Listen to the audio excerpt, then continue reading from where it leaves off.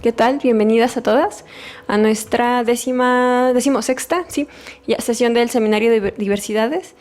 En esta sesión tenemos la primera vez que tenemos a dos presentadoras del tema, y pues les leeré a nuestra la semblanza de nuestra primera invitada. Ella es Maribel Nájera Valencia, es psicóloga por la Universidad Nacional Autónoma de México, maestra en terapia familiar por el Instituto Latinoamericano de Estudios de la Familia, el ILEF, y doctora en Ciencias Sociales con especialidad en Estudios de la Mujer y Relaciones de Género por la Universidad Autónoma Metropolitana, UAM Xochimilco. Tiene experiencia clínica y docente por más de 25 años.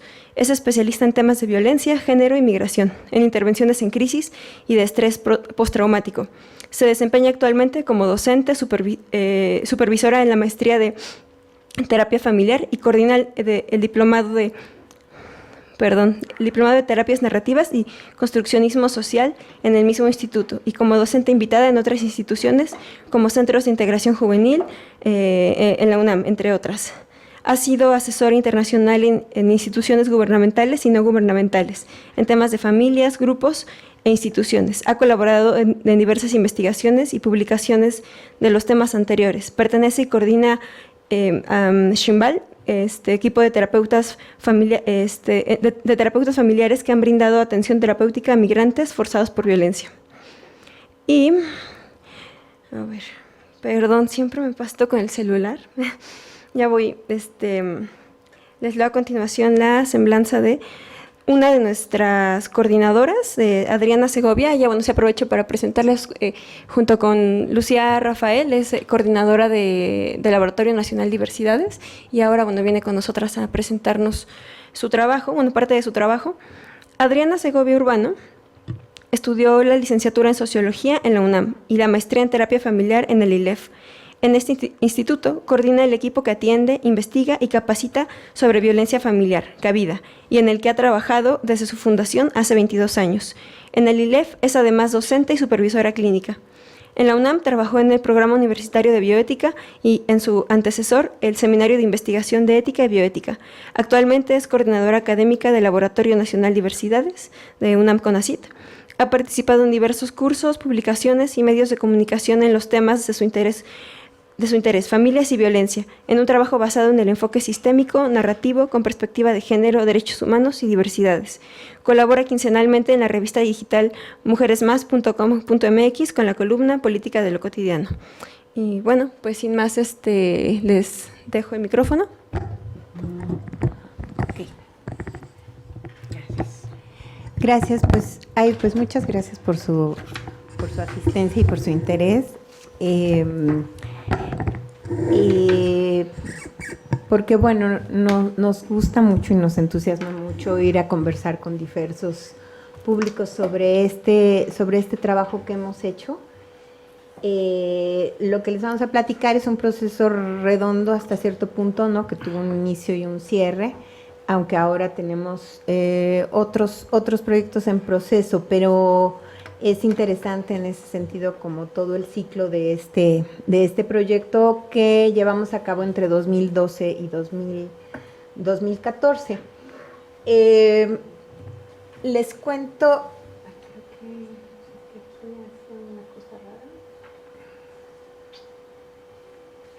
Ok. Este es una. Perdón, es que yo creí que este estaba antes. Pero vamos a hablar, la experiencia que vamos a contar está en este libro que se llama Resignificando la Vida, y al final vamos a rifar unos libros por si se quieren quedar hasta el final. Este proyecto se inicia se lleva a cabo en el Instituto Latinoamericano de Estudios de la Familia. Les cuento. Este instituto se fundó en 1984 y fue fundado en su momento por personas que migraron, profesionales de la salud que migraron también por migraciones forzadas, huyendo de las dictaduras de Argentina y también de Chile. Entonces, esto es importante porque el enfoque, el origen, la visión de este instituto de salud que trabaja con la salud mental, formando terapeutas familiares, pero además teniendo clínicas y proyectos en relación a familias y salud mental, siempre ha tenido un enfoque, vamos a decir, una base en el fondo de una visión política sobre la salud mental, como relacionando el hecho de que el contexto y la salud mental están muy relacionados, y ellos, particularmente los fundadores, digamos que tienen mucha afinidad por los temas de migración y de violencia que estuvieron desde el origen de su visión y de su fundación. Esto lo cuento porque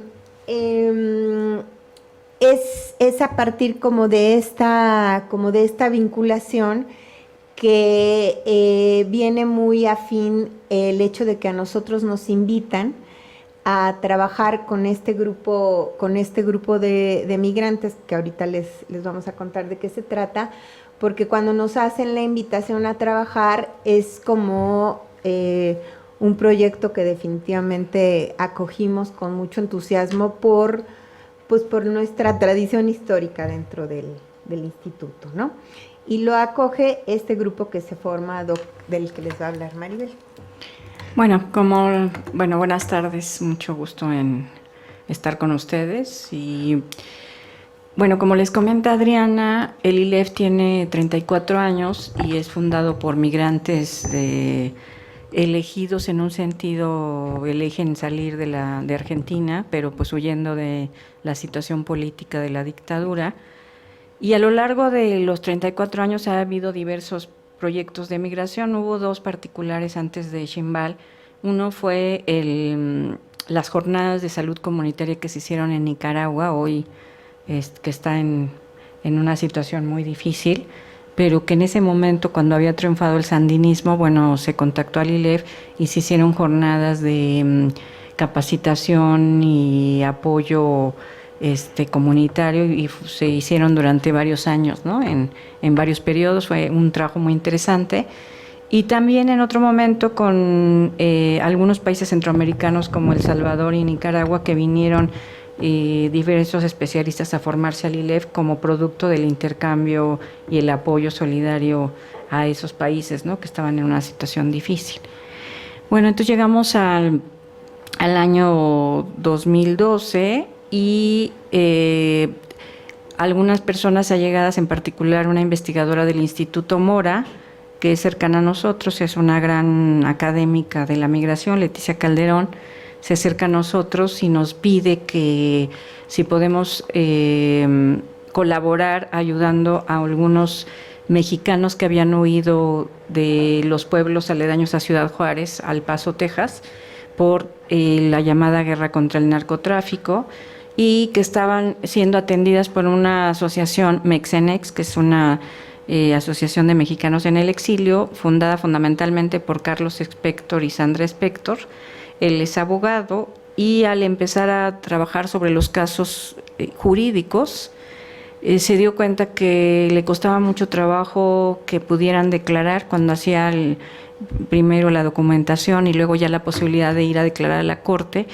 Lo que se da cuenta es que no pueden declarar porque están severamente traumatizados, y entonces lo que dice, pues necesitamos apoyo emocional, psicológico. Contactan algunas redes de psicólogos en El Paso y bueno, se dan un poco por vencidos porque algunos eran psicólogos que no hablaban español, otros que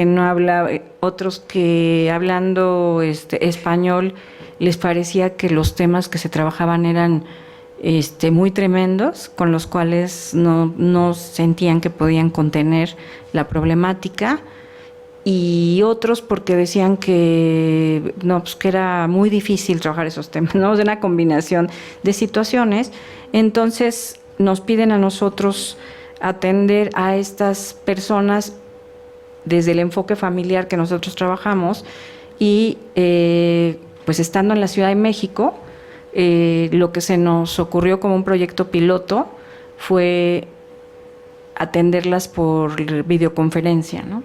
Y entonces, pensando en que quién sabe si iba a funcionar, hicimos este trabajo con 30 familias y bueno, vamos a ir hablando y desglosando, pero bueno, lo que quiero decir, el origen del equipo Ximbal es este proyecto de petición de asilo y petición de ayuda emocional en El Paso, Texas, con 30 familias. Y a partir de ahí, pues tenemos otros proyectos con otras organizaciones, otros Dreamer, Mujeres en Migración,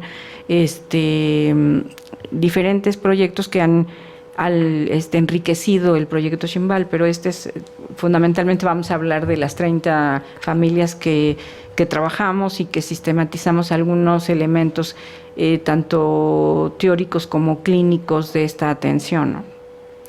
Sí, agrego a las dificultades sobre cómo conseguirles atención a estas personas, ahora sí que del otro lado, porque hace poquito fuimos a presentar este trabajo a El Paso exactamente y algunos psicólogos y psicólogas nos cuestionaron como, ay, ni modo que no les hubiéramos podido dar atención acá. A todas las dificultades que mencionó Maribel, agrego que también el trabajo, es decir, estas personas no podían pagar. Entonces, el trabajo voluntario allá también tiene una dificultad, porque hacer un trabajo voluntario y luego toda esta cuestión, pero si te demandan, pero si no es profesional, total, muchas dificultades para poder tener esa atención. Entonces, aunque sonaba muy complicado que se los diéramos desde acá y por vía Skype, porque las personas no tenían ni computadora ni nada, pues resultó bastante más fácil. Ya les contamos.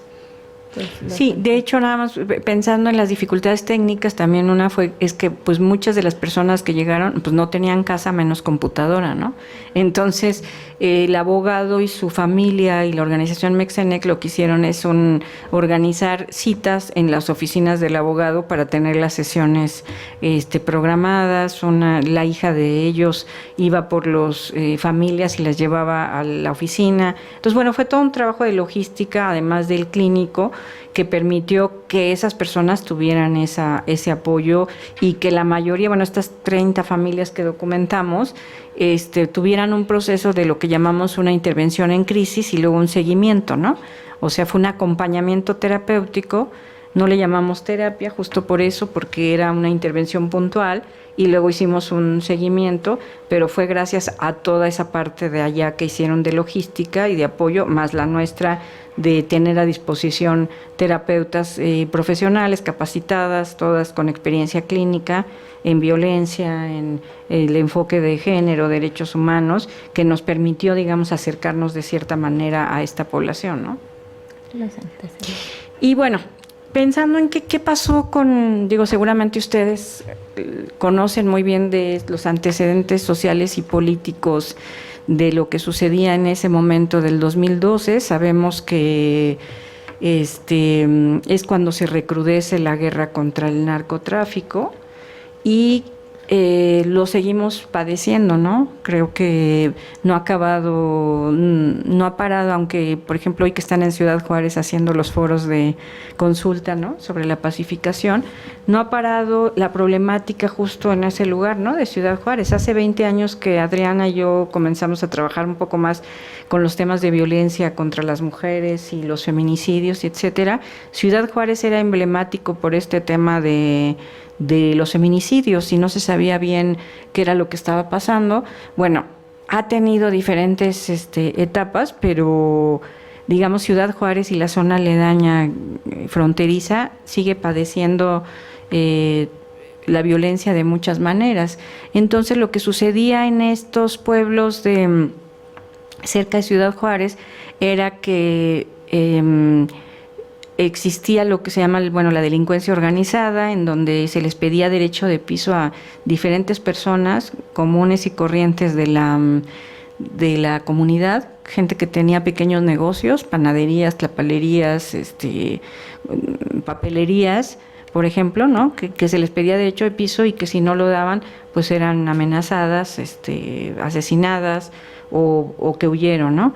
el caso más emblemático que tuvieron, bueno, ahorita cuento el caso, pero bueno, entonces había una delincuencia organizada que hizo que muchas personas huyeran al otro lado, sea con su visa de turista, sea con gente que se entregó en el puente.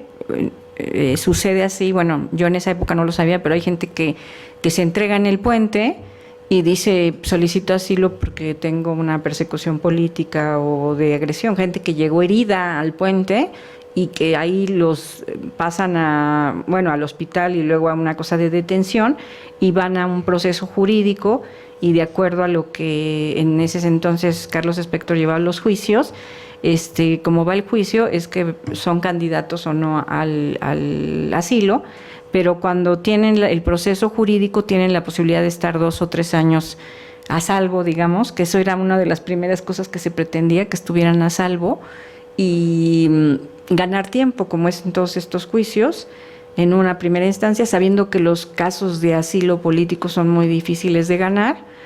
Y entonces, pues huyen un grupo de gentes, no todas las que huyeron obviamente las atendimos, pero este grupo que se acerca a la organización Mexenex, algunos por derecho de piso, otros por sí que tenían un activismo político y otros pues porque fueron secuestrados por el ejército, ¿no? Algunos de sus familiares hasta hoy desaparecidos, algunas de las personas que atendimos, ¿no? O sea, que tenían familiares desaparecidos.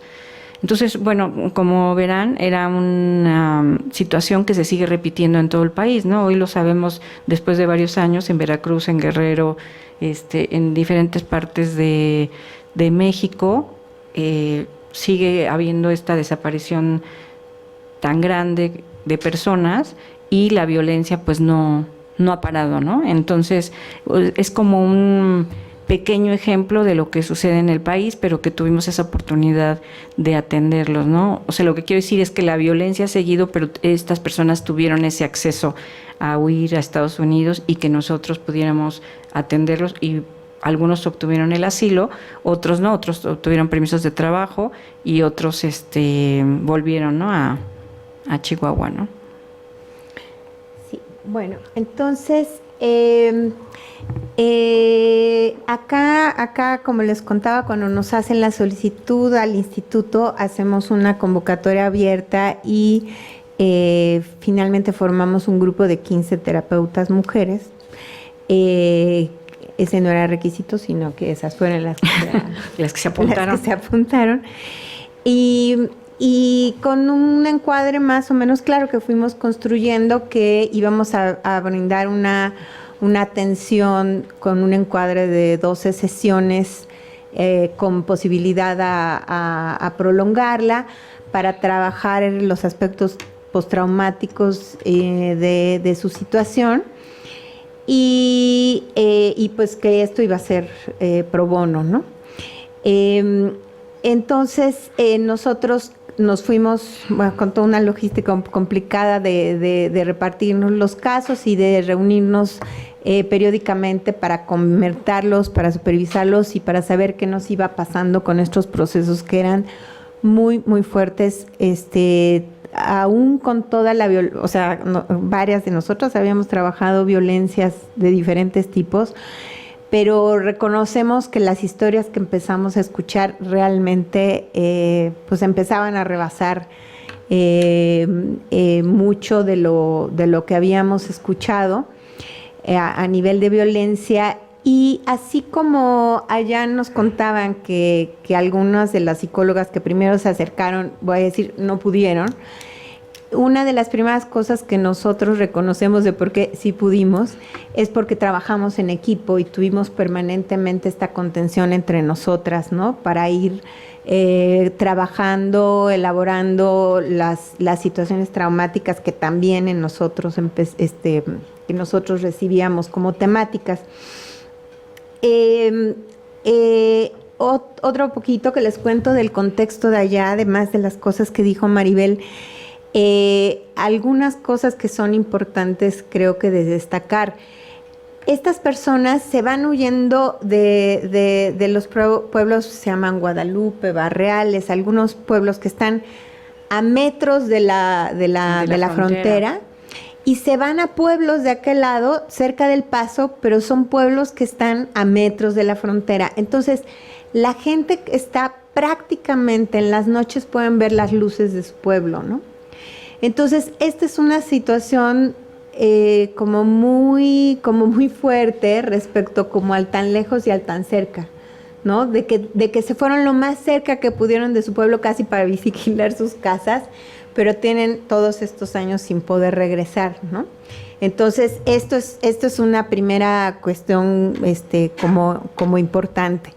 Luego, las distancias o la geografía, ya que fuimos y conocimos y entendimos bastante más en El Paso, es que todo hay que recorrerlo en carro. La gente apenas empieza a trabajar y a tener dinero, sabe que lo primero que se tiene que comprar es un carro, porque no existe tal cosa como transporte público o como taxis accesibles o nada. O sea, tienes que tener un carro.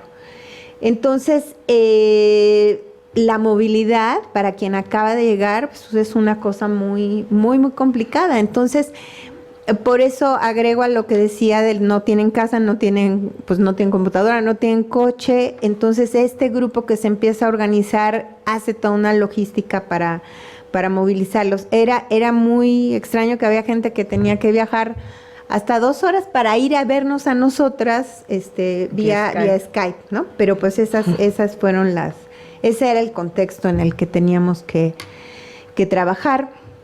Estas personas no tenían, a propósito otra vez de cuestiones contextuales de lo que cuenta Maribel como pequeños comerciantes, lo primero es que dice aquí, pusimos, no queríamos una vida fuera de México. O sea, estos eran unos migrantes muy diferentes de los migrantes económicos que tienen todo un propósito de irse a vivir allá, por las razones que sea, pero casi siempre porque no tienen una esperanza económica acá.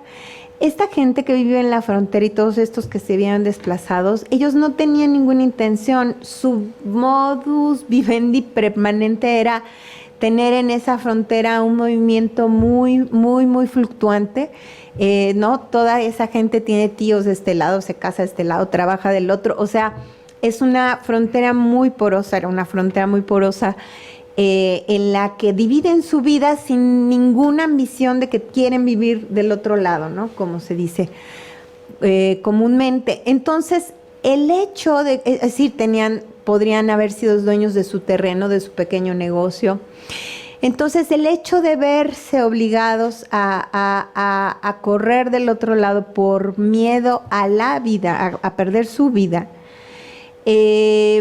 es una situación que para ellos los hace como un rasgo particular de sus estados de trauma, porque insisten en no ser vistos como alguien que llegó a pedir trabajo o que busca trabajo como los otros migrantes, sino que dicen, nosotros no queríamos venir. Entonces viven de forma muy particular la discriminación, la búsqueda por el asilo, la situación de ilegalidad. No sé si es tu caso u otro que dicen, el que llegan y dicen, yo llegué y me sentía analfabeta porque pues yo allá era contadora o qué sé yo y acá no soy nada. En fin, es ese tipo de situaciones traumáticas.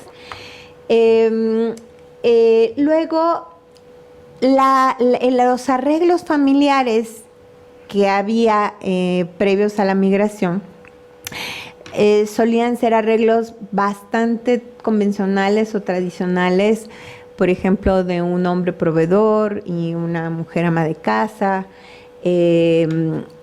con adolescentes en lugares que suelen embarazarse o casarse a edades muy tempranas y empiezan a ejercer un oficio o el oficio del padre o el que aprendieron o a seguir con la panadería o con la papelería.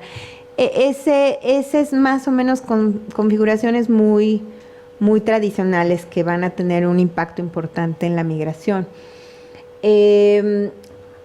Y bueno, dos cosas importantes acá, porque una de nuestras conclusiones es que tanto los conflictos previos, como los recursos y valores previos a la migración, van a jugar un papel muy importante en lo que ocurra después del otro lado.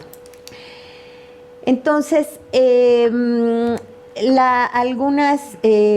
acompañamiento terapéutico que ofrecimos desde donde nos situamos es que hicimos un acompañamiento con una postura terapéutica con perspectiva de género y derechos humanos, y donde el contexto sociocultural como marco que permite deconstruir los significados específicos de las experiencias de las personas. Esto, como les decía al principio, ¿en qué sentido juega y por qué es muy importante esta perspectiva que nosotros manejamos en casos así? Creo que en muchísimos casos, pero en casos así. Porque el hecho de tener permanentemente en cuenta el contexto, o sea, esto que en los que nos sitúa Maribel del contexto sociopolítico, e incluir estos discursos en las conversaciones terapéuticas respecto a los derechos, respecto al género, es una cuestión muy importante, porque cuando la gente, en cualquiera de sus situaciones problemáticas, pero particularmente esta gente, cruza y está viviendo una situación que le llamamos de estrés postraumático. Entonces, ahorita Maribel nos va a describir algunas de las características del estrés postraumático, pero lo que ocurre con la gente es que empiezan a tener como narrativas o discursos sobre sí mismos, como de impotencia e incapacidad, contándoselas como esto es una incapacidad mía, ¿no? Si yo fuera más fuerte, si yo fuera más, si yo tuviera más valor, no voy a decirle a mi familia que tengo miedo porque significa que voy a ser débil. Entonces, estas son como narrativas individuales que vienen con el estrés postraumático, pero que tienden a que el discurso que se hagan hacia sí mismos, sobre las explicaciones que se hagan sobre sus sufrimientos, tiene un gran impacto en lo que va a ocurrir con cómo van haciendo este proceso, porque puede esto estar visto solamente como déficits personales. Entonces, si en las conversaciones terapéuticas hacemos un trabajo de contextualizar, o sea, no, esto que te pasó no tiene que ver con déficits tuyos o con culpas personales, sino con todo un contexto social que fue gestando una situación en la que tú tuviste que huir. Hay una situación sociopolítica que hace que tú estés en una situación de vulnerabilidad. Entonces, esto es muy importante, porque es mover como la narrativa de déficit personal a entenderla en algo que es mucho más macro. Esto por eso, o como hablar de derechos humanos o de género, es decir, esto no es algo que, es decir, no es solamente que vengas a pedir asilo como un favorcito que quieres que te haga el gobierno de Estados Unidos. Aquí hay una desprotección de tu gobierno que no protegió tu seguridad, y hay una solicitud por derechos internacionales que tú tienes a pedir asilo, ¿no? Estos discursos que se van incorporando a las conversaciones van gestando un empoderamiento diferente respecto a que si esto solamente tiene que ver con cuestiones intrapsíquicas. Por eso insistimos mucho en esta perspectiva. Entonces, algunas de las líneas de acompañamiento, bueno, lo primero fue hacer un enlace terapéutico, cosa que el enlace terapéutico es como este primer vínculo que podemos hacer con las personas, ¿no? Cuando, no sé, a quienes hayan ido aquí a alguna terapia, pues saber si ella me cae bien y si me entiendo y viceversa. Bueno, imagínense que estas personas, para empezar, aparte de todo lo que estamos narrando contextualmente, no tenían ninguna cultura respecto a la terapia, cero. O sea, solo tenían imaginarios respecto a la terapia que compartiendo y después supimos en qué consistían esto que les decía, yo cómo voy a ir si yo puedo solo, o cómo voy a llorar, o cómo voy a ponerme vulnerable, o la terapia es para gente que está loca, o si yo soy suficientemente fuerte, ¿cómo voy a decir que yo necesito terapia si soy el pilar de la familia y tengo que seguir sosteniéndome?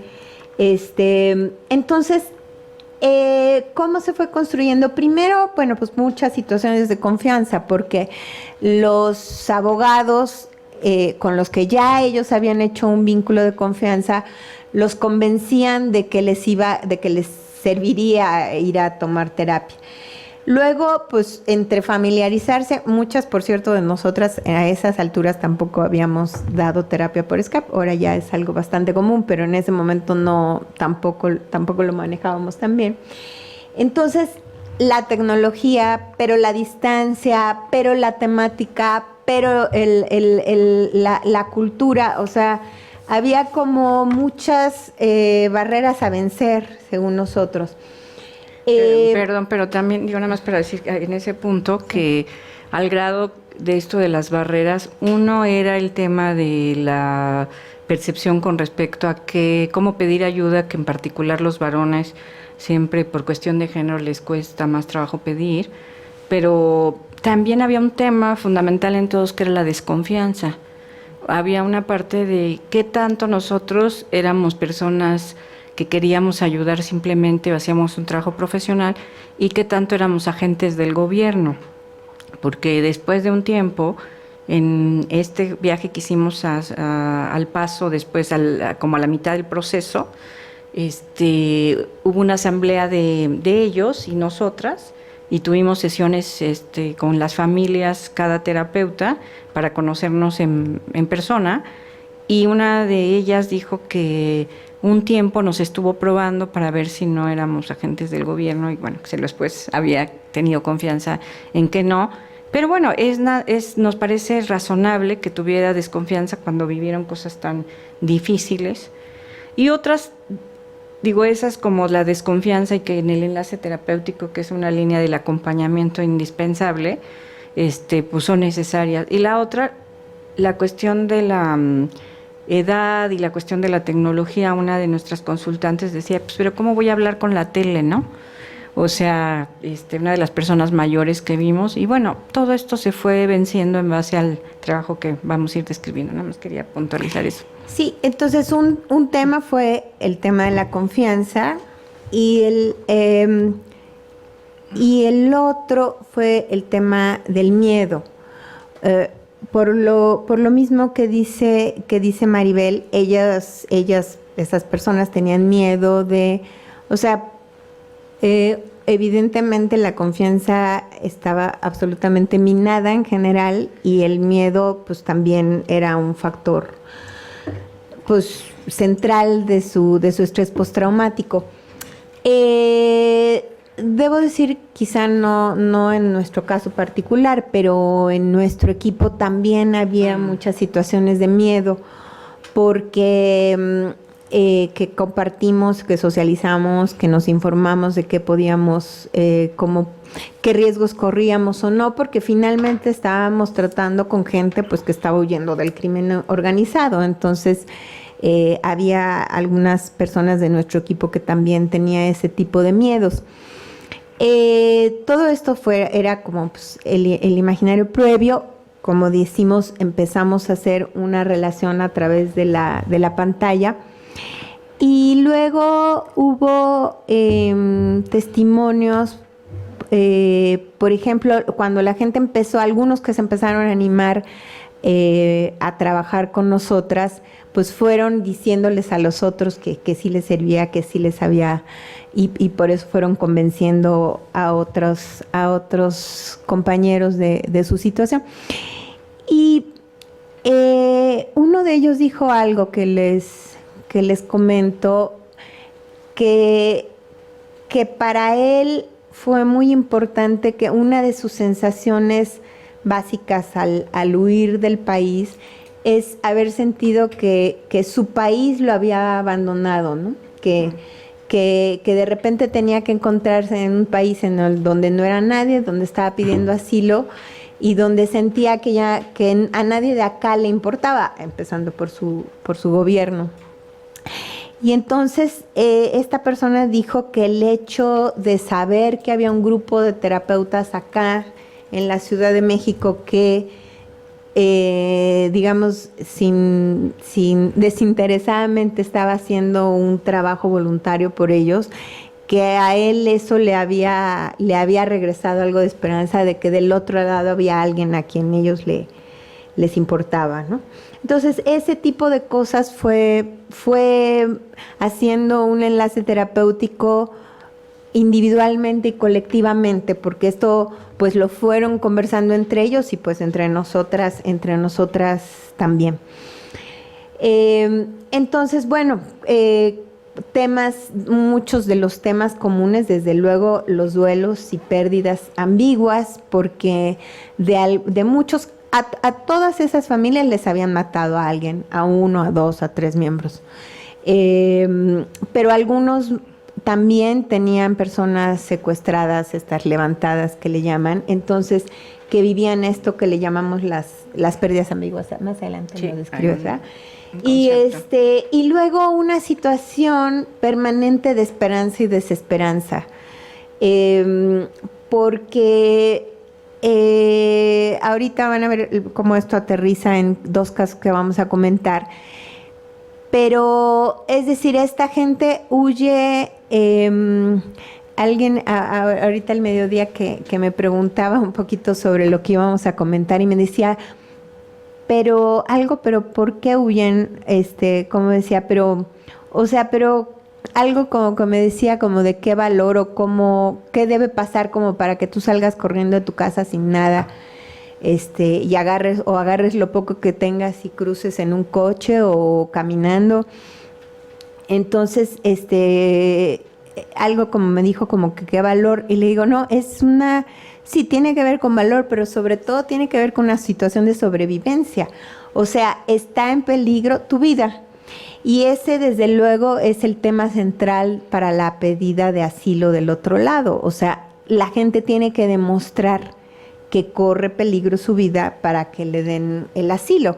Y esa es tal cual la situación de todos los que cruzan, y es parte del lío legal que los abogados tienen que justificar. Pero más allá de que lo justifiquen legalmente, es un hecho que están corriendo por su vida. Entonces, llegar del otro lado, aunque muchos llegan a centros de detención y están a veces un par de meses o más en centros de detención, porque finalmente están haciendo un acto ilegal, están cruzando ilegalmente la frontera.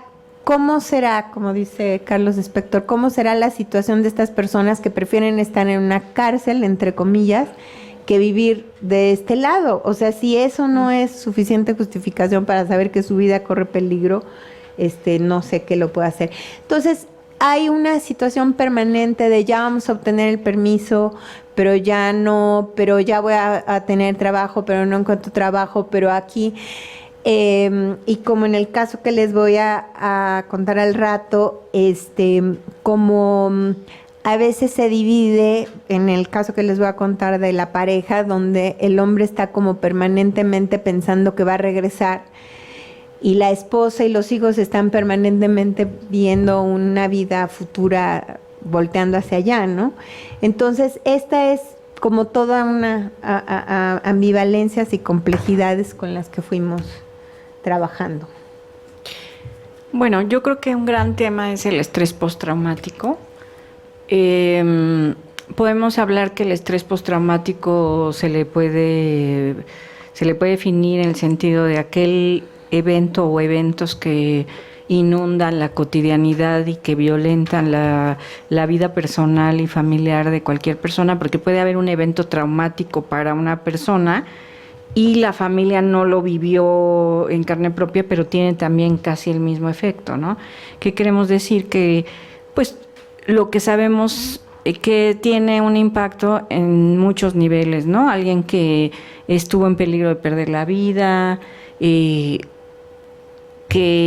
pudo haber tenido violencia física o amenaza, que tiene una violencia emocional, que tiene todas las gamas pues de una sensación de pérdida de control, de no saber, como en una cuestión de incertidumbre sobre lo que va a pasar, ¿no? En el momento generalmente violento, y que tiene un efecto pues que si no se trabaja terapéuticamente o de otro tipo o de alguna manera que resarza esa salud emocional, pues va a tener un efecto quizá por años, ¿no?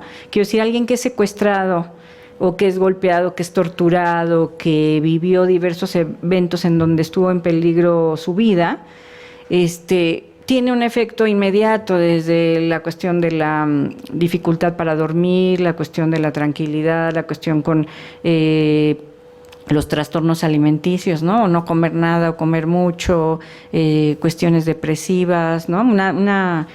Un momento de un periodo de tristeza o una franca depresión, ¿no? Que una depresión se puede considerar como una cuestión bioquímica y emocional, y que tiene diversas manifestaciones en el cuerpo también, porque a veces alguien, desde esta idea de la voluntad y de acuerdo a cada historia, yo pues ya le di la vuelta, yo digamos, soy fuerte y ya, ¿no? Pero lo que pasa con el estrés postraumático es que quedan como huellas en el cuerpo, ¿no? Que a veces son como disparadores que en determinados momentos se oyen. Por ejemplo, ¿cuántos no que vivimos en la Ciudad de México oímos la alarma sísmica y nos alteramos porque tiene menos de un año que sufrimos un grave temblor y vivimos diversas experiencias que se asocian con un estrés postraumático, sea que se nos haya caído el edificio o sea que no se nos haya caído el edificio? Pero imagínense aquella persona que oye una ambulancia o que oye una cosa de detonación, puede ser un cohete, que lo asocie con balazos o un dolor en el cuerpo, o las memorias que se vienen ya sea en sueños o en despierto de lo vivido. Entonces hay múltiples manifestaciones que hay que procesar para poder incorporar, porque lo primero que hacemos es defendernos, ¿no? Siempre en la sobrevivencia lo que hacemos es tratar de sobrevivir, bloquear, disociarnos, seguir adelante. Digo, hay personas que viven un suceso violento y digamos, se meten hacia adentro, se quedan muy paralizados, bloqueados, no se pueden mover. Y hay gente que al contrario, ¿no? Como le entra como mucha energía y son esas ocasiones en que la gente dice, pues, ¿cómo saltaste de aquí a allá? O ¿cómo corriste tal número de kilómetros? O ¿cómo llegaste a tal lugar? Bueno, es lo que hace el cuerpo para sobrevivir y la mente, ¿no? Y todos los recursos que en ese momento se ponen en acción.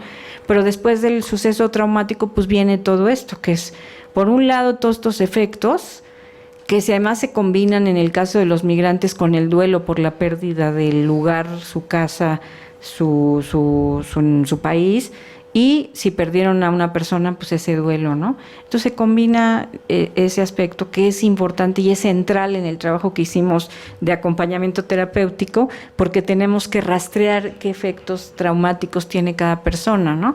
Y hay personas que pueden llorar mucho y hay personas que no lloran nada y pueden tener estos efectos de estrés postraumático. Entonces tiene que ver con las capacidades personales y la historia personal para elaborar ciertas cosas, resignificar, como decimos nosotros en el libro, pero también con todo el apoyo externo de las comunitario, ¿no? Que en este caso también fue invaluable, ¿no? Para poder recuperarse.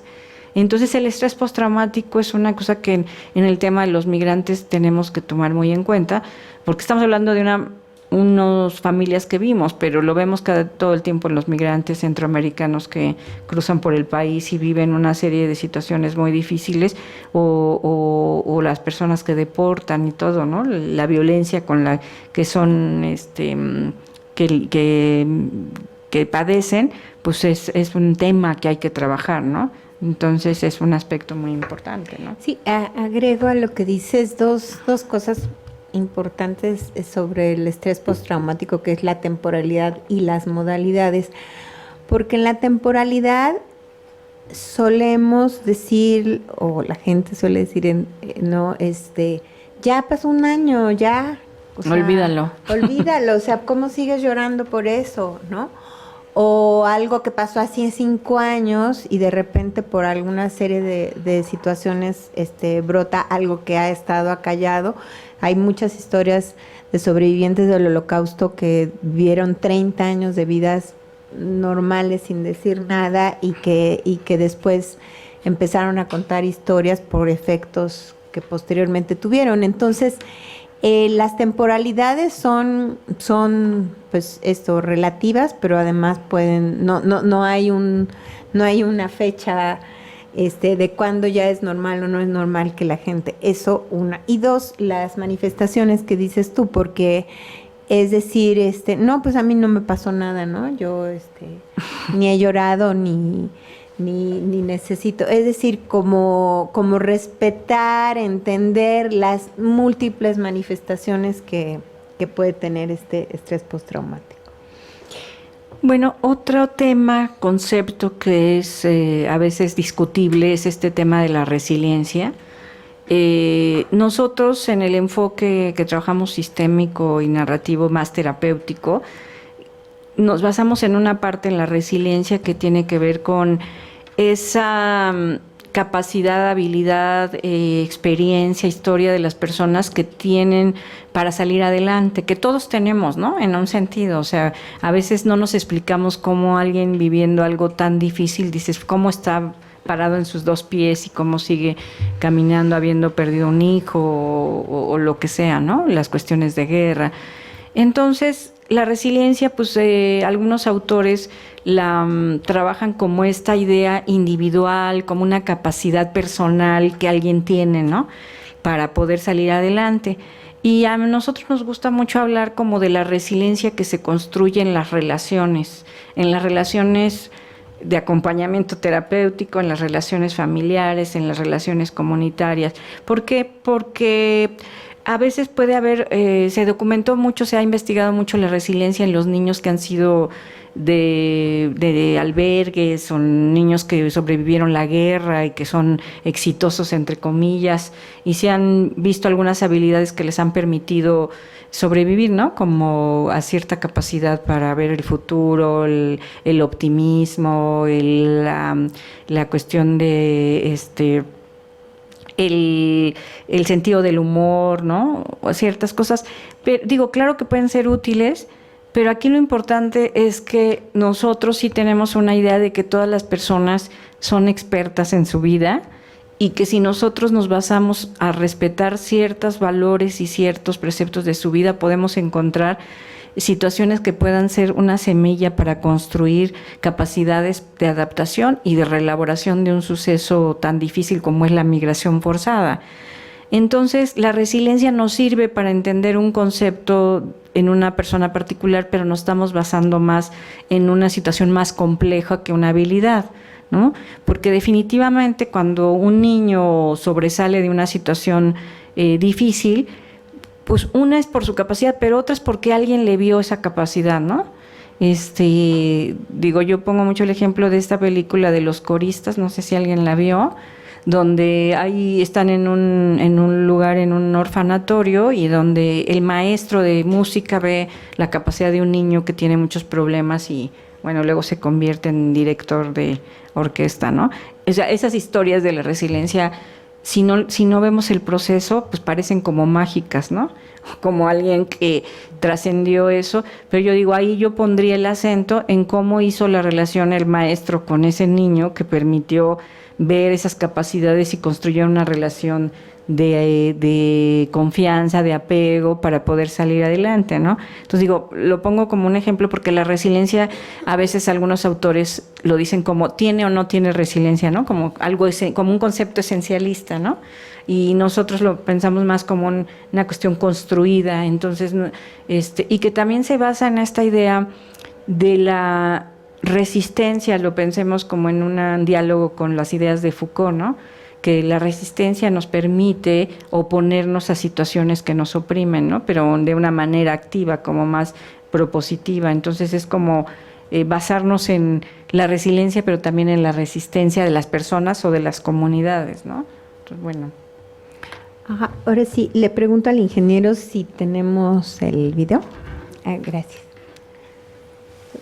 Si quieres ir introduciendo. Miren, esta película es un documental de Berardo González. Vamos a pasar algunos fragmentos porque justo es basado en el trabajo de Carlos Expector con dos periodistas que piden asilo político. Son casos públicos. Uno es el de Ricardo Sánchez Aldana de Chihuahua, que no lo vamos a ver, pueden ver la película porque es un caso que es emblemático por toda la violencia que vivió y que Carlos Expector pide ayuda. Entonces vamos a pasar un primer... Sí. Para que digas qué pedazos. Entonces, la película se trata un poco del trabajo que hizo Carlos Expector con estos dos periodistas y la historia de los dos. Pero nos vamos a basar más en el caso de Alejandro, que es miembro de la familia que yo atendí. Entonces, esta parte la vamos a hacer pública y luego ya la parte de la familia es privada. Sí, pero eso me dejas tantito explicar lo de la confidencialidad.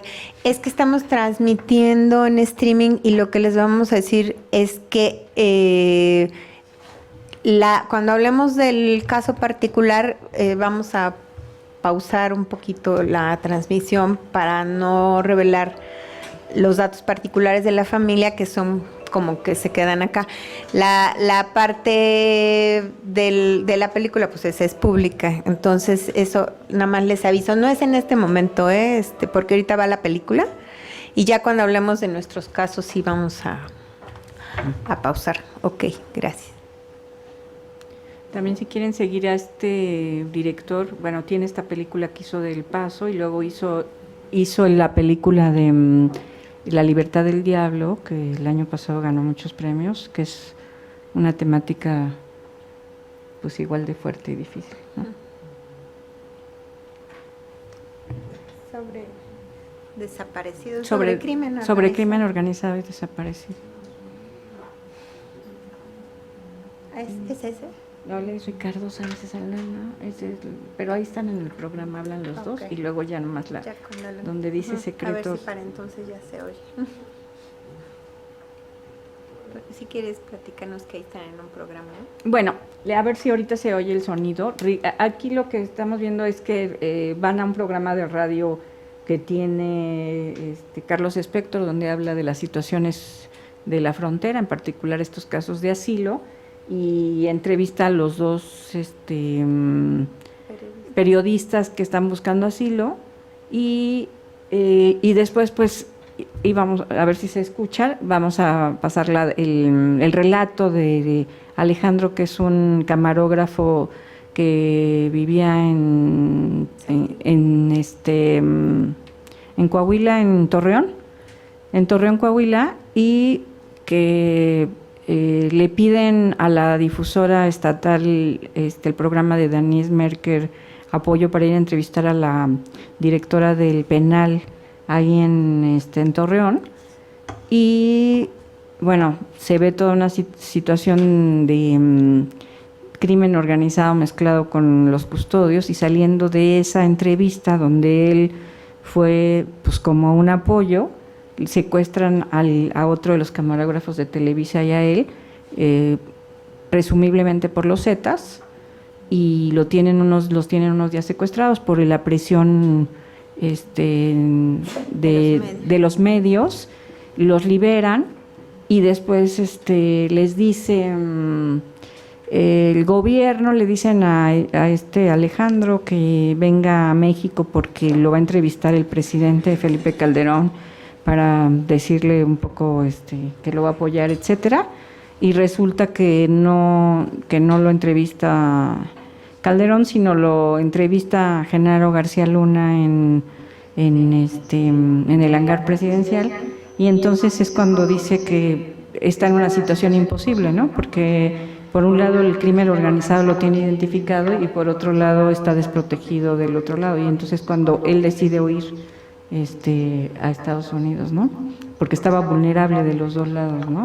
O sea, no le cumple el gobierno y los Zetas sabían quién era y dónde estaba, ¿no? Entonces queda expuesto y no sí, queda expuesto y no le da ninguna garantía de poder estar a salvo, ¿no? Entonces era lo que yo quería que escucharan. Los fiscales esperan que México se convierta en un paraíso democrático y para entonces ya no hay basis para otorgarte el asilo. Él ya está hasta la madre con la yo diría un mínimo de 3 años. ¿Y el permiso? Cada año lo tienes que Es que renovar. ese es el pinche pedo. Pero Sale un huevo. Pero si pedimos así, si vamos a la audiencia de asilo o se cierra, todavía cada año tienes que pagar 380 para el permiso de trabajo. Creo que México es el lugar más peligroso para periodistas en toda América Latina y número 8, 9 en el país, en el mundo. Todavía, si tú piensas que se va a arreglar, No, qué chingada. si se va a arreglar México, entonces lo hacemos ya, pero el ya es en un año. Un caso de asilo político, generalmente en todos lados del país, basado en la ley internacional, pero especialmente en los Estados Unidos, requiere que huyes a alguien que te está persiguiendo por una de 5 razones. Por tu raza, por tu religión, por membresía en un grupo de minoría nacional, como Tarahumara, por ejemplo, o tu opinión política, o membresía en un grupo social, como periodista. ¿Puedes decir tu nombre, por favor? Ricardo Chávez Saldana. Soy reportero. Sí,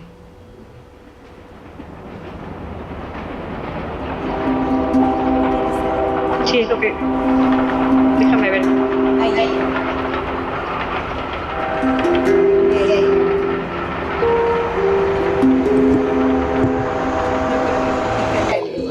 ¿Qué te acuerdas del Badejuan? ¿Qué te acuerdas del Badejuan? El que me va con Viene de Paracuaro, Michoacán, y está pidiendo asilo. Parece ser que el papá es uno de los líderes, no sé si de los principales, pero es un líder de las autodefensas en el estado de Michoacán, en México. ¿Y desde cuándo está aquí en El Paso? Llegó al centro de detención el 28 de mayo. Ya tuvo la entrevista con la oficina de Houston y le aprobaron el miedo creíble. La entrevista de miedo creíble ya está aprobada. Y no la quieren, ya pidió que la soltaran. Sí, pidió que la soltaran. Ella no sometió bastante creíble, ya está aprobada. Y no la quieren, ya pidió que la soltaran. Sí, pidió que la soltaran. Ella no sometió bastantes documentos, pero de todos modos se lo... Cada uno trae su trauma, su historia, su tristeza, su depresión, sus sueños con él o ella. Y dado lo que han pasado, lo que han vivido, lo que han sufrido, cada uno tiene que decidir dentro de todo cómo va a renacer en otro país mientras todavía tienes México en tu alma. Ahí está la familia, quiero que vea. ¡Órale, Jare! ¡De portero, Jared! ¡Andes de portero! Quiero que vean esta familia. ¡Échale de acá! ¡Pégale, fuerte, pégale! Los primeros días, cuando andaba con mi tía o con mi tío en el carro que se paraba una camioneta, yo me hacía... Dale. El semáforo me hacía hasta abajo porque sí andaba con mucho miedo todavía. Entonces, para todos fue un cambio brutal, ¿no? Desde el idioma, desde todo. ¡Ándale! Entonces te juro que yo a los Dale, tírale. 2 meses me quería regresar. Y esto que es una colonia mexicana aquí, es muy difícil y sobre todo cuando traes familia, que no tienes dónde llegar, Borrachito. que no tienes trabajo, que no tienes dinero. A muchos los abandona su empresa, ¿no? Dale, Carlitos. Aún aquí, con la tranquilidad de aquí, ando con mucho cuidado, ¿no? Porque también aquí hay gente mala, pero que se porta bien.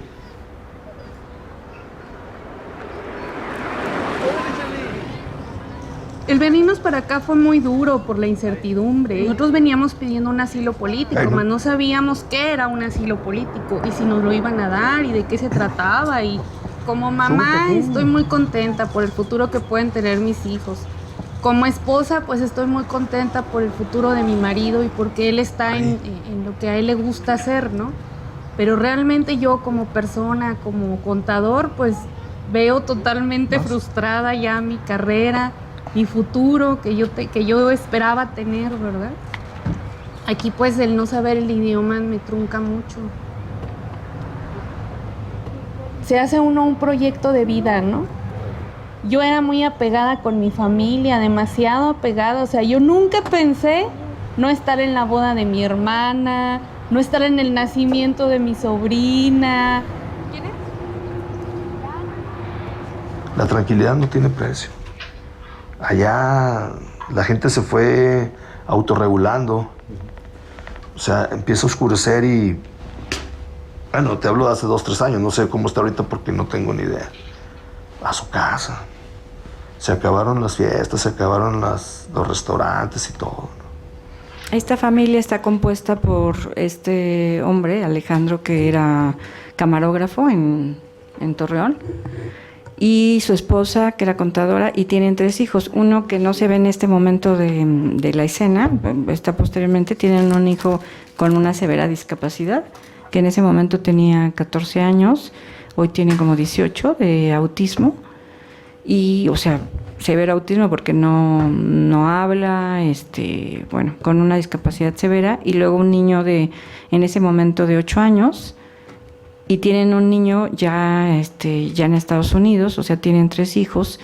Y lo que viven ellos es primero, pues, el apoyo de la familia para irse, la iglesia les ayuda. Es de los que primero obtienen un permiso de trabajo porque era claro lo que les digo de que no lo había protegido ni el gobierno mexicano y que estaba en peligro por la delincuencia organizada. Y él es contratado en un medio local en El Paso, como haciendo su labor, y empieza a trabajar. Entonces, pues empiezan con estas cosas para él en una parte muy tradicional de lo que es un matrimonio con un esquema, una pareja tradicional, donde él es el proveedor, la madre se dedica al hogar, y digamos que ella es la que empieza a tener manifestaciones más difíciles, emocionales, porque estaba en un país, como dice, que no conocía, perdió la red familiar con este hijo que tiene autismo, no podía trabajar, no conocía el idioma, y lo que hace es, además de tener una depresión, tiene una parálisis facial, y es en el momento en que Mecenex nos conecta con ella y nos pide que la ayudemos. Entonces, en el acompañamiento terapéutico, pues mucho de lo que trabajamos es esta parte del duelo, de la cuestión de la adaptación al nuevo lugar, y como lo dice ya en la película, ¿no? Hay una parte en donde ella está tranquila porque, por ejemplo, tiene un servicio de ayuda social que en México no tiene, ¿no? Que era una persona que le ayudaban con ciertas labores del hijo, como cuidarlo, ayudarle a lavar la ropa, arreglarle los juguetes, que era muy curioso porque uno no se imagina que uno contrate a alguien y que le ayude solo para un hijo, ¿no? Entonces sí, la asistencia social le ayudaba para ese hijo autista y no puede trabajar. Si bien había una situación de cierta complementariedad en la pareja, empieza los conflictos de género como más en esta familia. Una, porque ella quería tener alguna actividad como estudiar inglés y empezar a tener un trabajo, y él se empieza a oponer. Y la otra cuestión es que ella estaba dedicada completamente al cuidado de los hijos, y tienen un conflicto muy fuerte después ya de que tienen el asilo, cuando ella dice en algún momento que quiere ir a visitar a la familia porque ya tiene ese permiso para salir y puede regresar, ¿no? Entonces el esposo le dice que no vaya. Primero le dice que no, luego le prohíbe, luego finalmente ella no tenía un manejo del dinero, que eso también ocurre mucho en las parejas en donde hay un control digamos, de los hombres con las mujeres, y ella, del ahorro que tenían guardado, ella toma y compra los boletos para irse en el camión, y bueno, él llama a la policía y le dice que le robó el dinero. Entonces, bueno, hay todo un pleito, una violencia contra ella, hay golpes, y finalmente ella se decide a ir y va. Y bueno, este fue un evento muy importante que en la terapia trabajamos, en el acompañamiento terapéutico, donde el ir a Coahuila le permite ver que su casa estaba ahí, que su familia estaba ahí, pero que ya no podía volver, ¿no? Es lo que le permite decir, bueno, mi vida está ahora en los Estados Unidos, en El Paso, y es lo que le permite retornar. Si bien no se solucionan los problemas de pareja en ese momento, hay un cierto equilibrio para entrar a una nueva etapa. Dentro de esa etapa hay cierta, digamos, como que él puede aligerarse un poco en estas reglas rígidas de pareja, hasta que en un momento del cuidado del hijo les dicen que le hacen análisis periódicos porque no puede hablar, y en el análisis sale que tiene VIH el niño, el muchacho, el adolescente, y eso es una segunda crisis que les provoca la pérdida de ayuda, porque él, que nunca había querido tomar terapia, como decíamos, de los varones, él dijo que vaya ella, que llore ella, que ella acceda a la ayuda, porque además ella cuida a los hijos, pero yo no, yo ya me adapté, yo ya estoy trabajando, pues mucho este discurso de género, ¿no? Cuando le detectan esta VIH, que no es cierto, que es una equivocación de los análisis, curiosamente pasa, y curiosamente pasa en Estados Unidos, él quiere terapia y se acerca a una sesión a decir que está muy dolido, como que le sale un poco el estrés postraumático de que no pude proteger a mi familia, ya conseguí el asilo y ahora resulta que mi hijo fue violado, porque no había otra forma de que le hubiera pasado eso, porque no le habían hecho una transfusión de sangre. Finalmente él en esa crisis pide ayuda, pero bueno, cuando confirman los análisis y los rehacen, resulta que no tenía VIH, y entonces deja ya de ir a la consulta terapéutica, ¿no? Como que fue una cosa muy, muy interesante con respecto al género, ¿no? Que cuando se siente que ya no puede más con este tema del hijo, es cuando pide ayuda, y en otros momentos pues no lo pidió. Y bueno, fue un acompañamiento con ella y sus hijos, porque en algún momento hablábamos mucho de este papel que tenía ella con los 3 hijos, la pérdida de su familia de origen, su expectativa, una familia muy tradicional, un esquema de pareja muy tradicional, y el dilema de regresarse ella a Torreón, que no era perseguida ella, o quedarse ahí y perder todo lo demás. Entonces, bueno, fue un trabajo que se hizo con ella, sí se le quitó la parálisis facial, superó la depresión, etcétera. Y llegamos a eso en una primera etapa. La conocimos en esta asamblea de personas cuando fuimos al Paso, Texas. Ella, lo que vimos ahí en el grupo es que era una persona con mucho liderazgo, con mucha capacidad de hablar. Curiosamente, ¿no? En su familia, en su pareja estaba como bastante sometida, y ella ante la asamblea de Mexenex era una gente muy, muy tomada en cuenta, muy valorada por estas cualidades, y hasta ahí nos quedamos en un primer momento de una valoración, de un acompañamiento. Después ella, para hacer un seguimiento, le pedí yo el testimonio con respecto a cómo había sido el acompañamiento.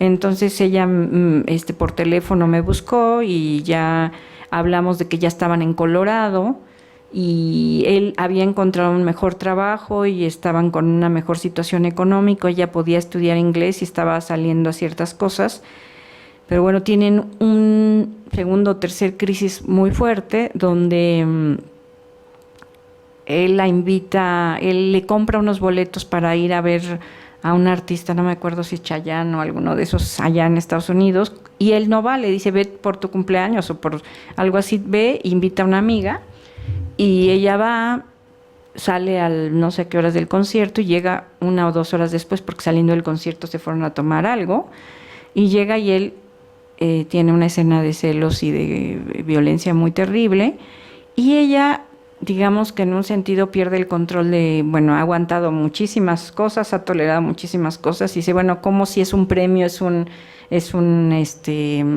regalo, me cuestionas de que dónde estoy y con quién ando, ¿no?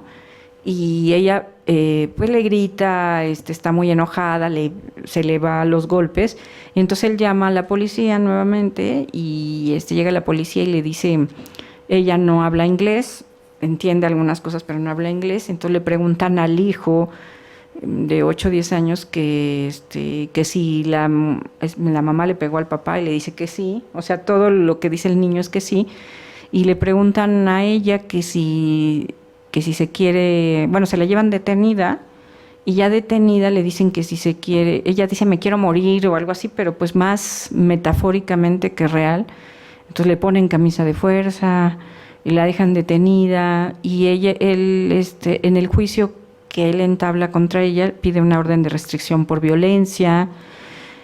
Y bueno, hablando de la situación de una familia que logró el asilo, que superó una serie de violencias institucionales y sociales, vemos cómo a veces las cuestiones familiares llegan a un punto en donde llegan a un nivel difícil, ¿no? Porque ella estaba cuando hablo con ella ya había pasado una parte del juicio.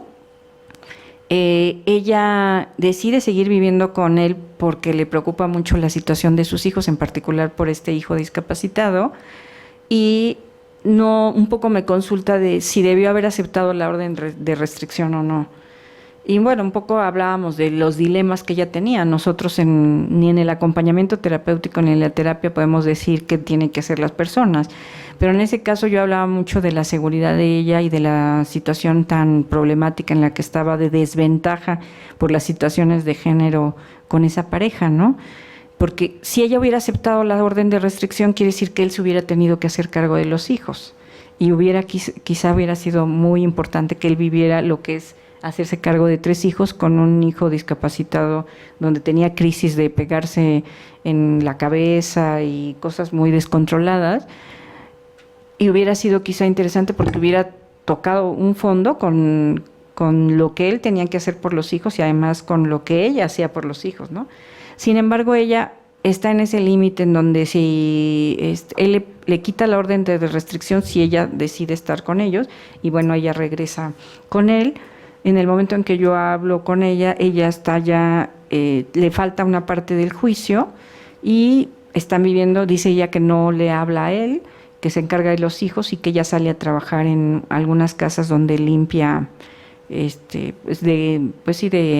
¿cómo se dice?, de trabajadora de la limpieza, ¿no? Entonces, bueno, este caso es emblemático en muchos sentidos, porque me parece que ella tenía una serie de condiciones en México de familia de origen, de su profesión, de su confianza y de su tranquilidad, que pierde al irse, que por un lado gana en la parte legal porque es una persona que está legalmente en Estados Unidos, tiene acceso al trabajo, pero tiene una crisis de pareja y de familia que la llevan a estar en una situación de mucha desventaja, ¿no? Y pensamos, pues, todo este lugar de la mujer, donde piensan que tiene que hacerse siempre cargo de los hijos, en donde pareciera que no hay salida, y bueno, pues hasta ahí nos quedamos con esa historia, que vemos lo complejo que es a veces acompañar a una familia que transita por diferentes cosas y que se puede lograr cosas en un sentido y en otro no. Bueno, ya hasta ahí lo dejaría. Ok, bueno, les cuento brevemente de otro caso, un caso que yo atendí, porque también pues ilustra cosas interesantes respecto a situaciones que tienen que ver, como decíamos, de estructuras previas a la migración y luego que toman una cierta particular movimiento en este otro contexto. Esta es una familia de también mamá, papá, hijo, hija, también de un arreglo muy tradicional que previo a la migración ella no era de las que no tenía permitido trabajar, vendía cosas así, para ganarse algún dinero, pero dice que su vida pues, era bastante aceptable respecto. Ella estaba hasta un cierto punto conforme, no siempre, pero estaba conforme con un hombre muy tradicional, rígido, controlador. Se van del otro lado por esta situación de inmigración forzada, y entonces viene una crisis muy fuerte sobre esta estructura, porque él se ve francamente amenazado en lo que va a ocurrir, qué va a pasar en una situación en la que todo puede cambiar. Les quiero, ahorita que estaba leyendo el caso cuando lo escribí, él dice algunas cosas, se rigidiza mucho más en la cuestión de no quiero que trabajes, no quiero que salgas, se vuelve más celoso. Y les recuerdo todas estas situaciones complejas en las que la gente no le es tan fácil, están esperando los permisos de trabajo, la dificultad para moverse. Tan solo cuando una vez que ya puedes tener un permiso de trabajo, el permiso cuesta $600, entonces desde luego primero se junta para comprar el del marido y luego pues a ver si le dan el de ella. Entonces su marido decía cosas como te estás ganando que no te preste el celular, o piensa que cuando las parejas llegan a Estados Unidos se separan, o dice literal que Laura, que es la paciente, va a agarrar las mañas de las viejas de allá, una mujer que trabaja se va a descarriar, eso así literal.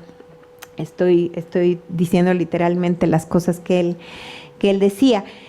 Y la verdad es que ella realmente sí tiene una motivación ciertamente de vivir en el otro lado.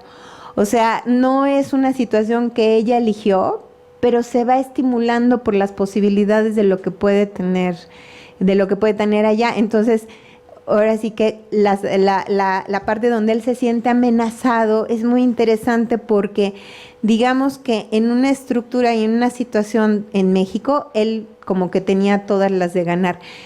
Pero una mujer como esta, que se mueve, por ejemplo, le cose a las vecinas, pero cuida a una viejita, pero está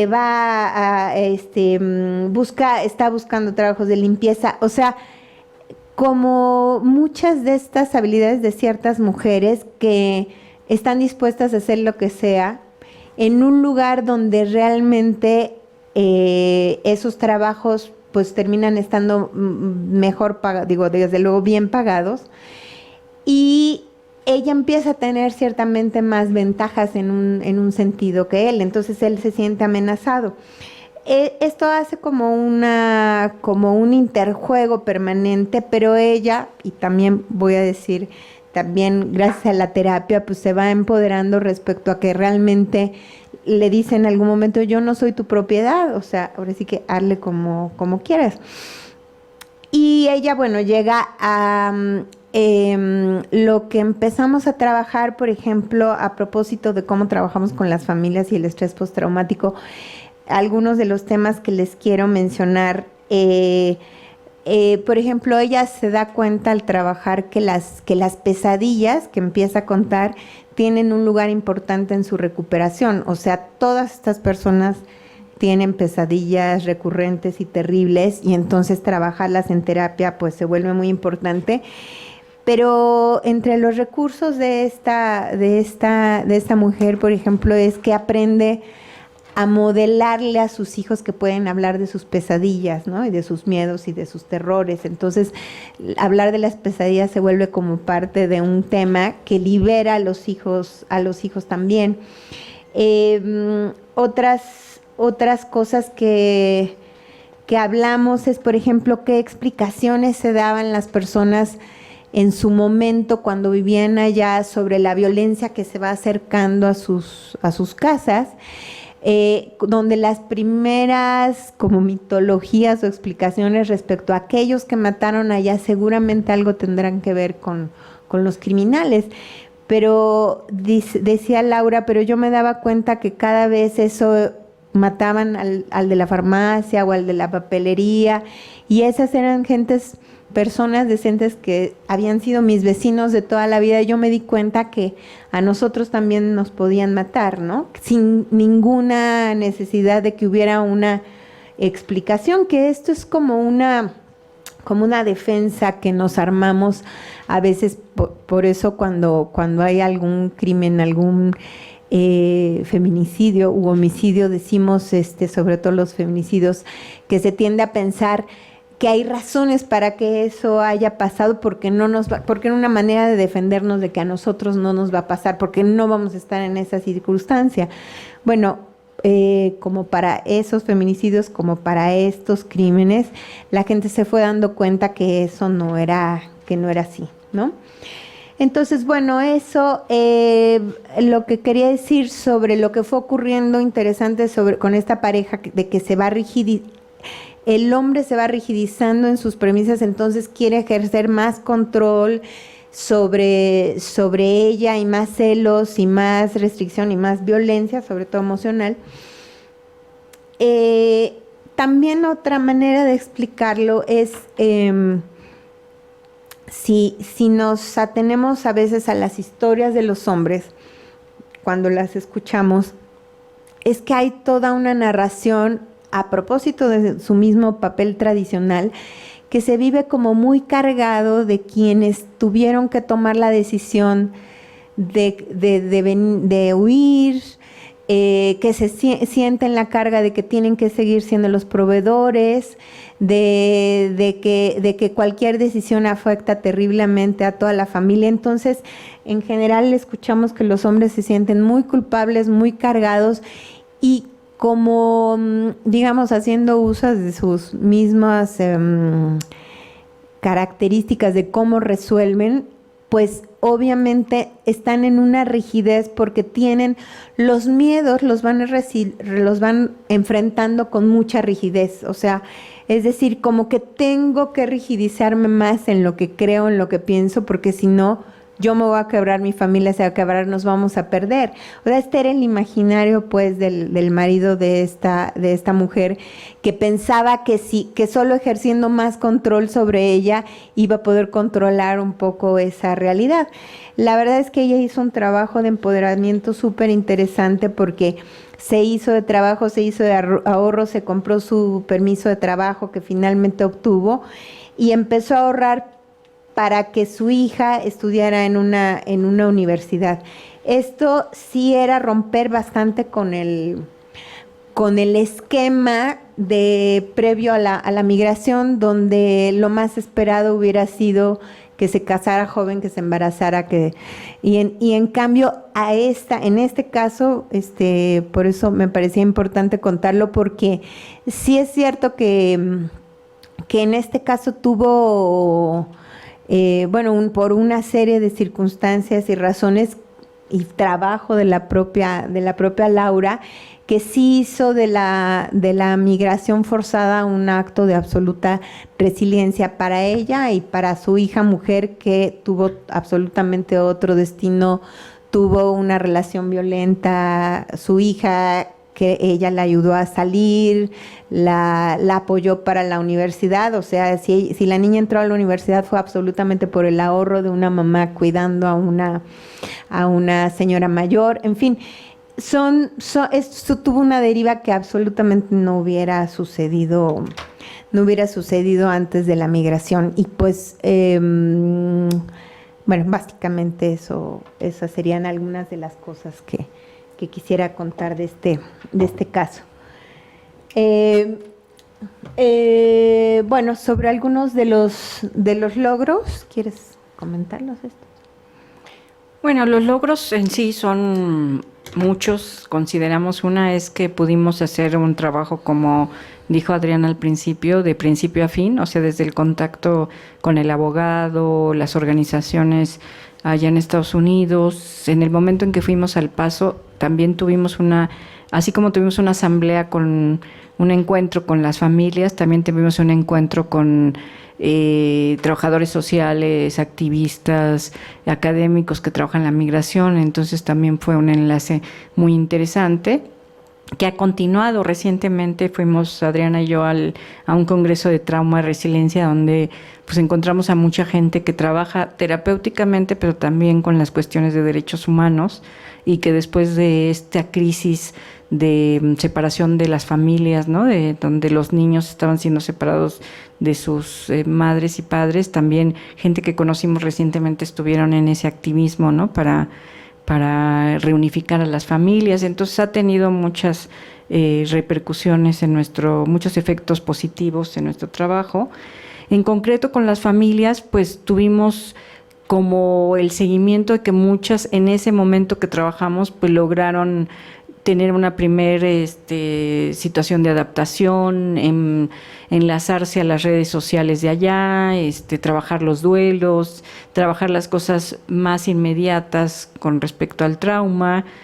Y bueno, en ese sentido pues hemos tenido, aunque no todas las historias son, digamos, como hubiéramos querido, pues sí tuvieron una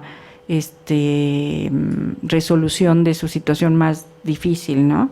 Por ejemplo, vimos a una persona que está relatada en el libro, una persona que atendió a una de nuestras colegas, que era una mujer ya de la tercera edad, más mayor, o sea, casi llegando a los 80, que le habían matado a varios de sus hijos, y que pues fue una situación de mucha reto trabajar con ella, y fue muy, muy interesante lo que se logró con ella. Y con toda esa familia que hay gente que ha publicado sus testimonios, como es esa familia de los Reyes, que es familia de panaderos, donde mataron a varios de sus hijos y a una nuera y a unos nietos. Y bueno, esa familia pues ha logrado hacer una serie de cosas allá, ¿no? Ha reconstruido ese trabajo de la panadería y pues diferentes situaciones como las que relata Adriana y otros casos, ¿no? Entonces, bueno, pues tenemos esos logros en ese sentido. También el proyecto piloto de hacer un trabajo a distancia, que fue todo un reto que no sabíamos cómo iba a funcionar. Creemos que fue una